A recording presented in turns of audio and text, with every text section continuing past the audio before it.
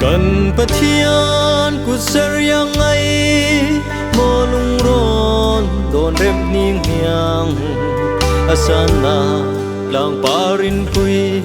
nu lung donin qua ka chuan thing dil delin lur kham le tan lang na ni do ter ha thek te le the pi qua te zong dâu chim lâu một điều và qua ni độ ter khun mang chở pu lung le phar bao lang chừng dil del điều và ra chở lung le lung con lang ni con tung về na chung bất hiya của ser yang ai mô đôn qua leng le se mong hani nuam sai mai ton len nak lang thal chana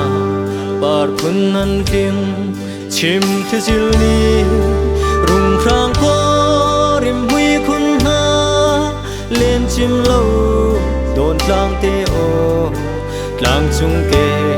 thei ni leng wang rual nom ter na dâu chim lâu một điều và qua ni độ ter khun mang chở pu lung le phar bao lang rừng dil del điều và ra chở lung le lung con lang ni vẫn tung về na chung bất hiya của ser yang ai mô đôn qua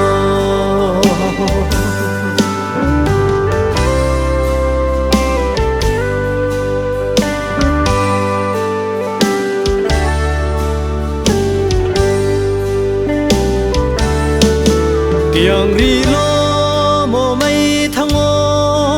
chua lu si mo ram lei luan van sang ta le khol ring ta le mi zo ram lung qua in chuan chiao si khot khir kham le thing sai qua ngar chip le cher lung le lung kol khwa te khi dâu chim lâu một điều và qua ni độ ter khun mang chở pu lung le phar bao lang rừng dil del điều và ra chở lung le lung con lang ni con tung về na chung bất hiya của ser yang ai mô đôn qua ral bel châu vẫn chúa chun boy bất lang chuan le don va kan lung ro ko do ter tu lâu pil min thang pam tul tlang khua zanang tlang bum bau tlang ta dâu chim lâu chai chon ti li zong kan khua cha lo nan si dâu chim lâu một điều và qua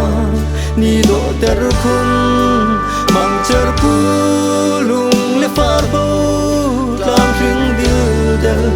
điều và ra chở lung le lung con lang ni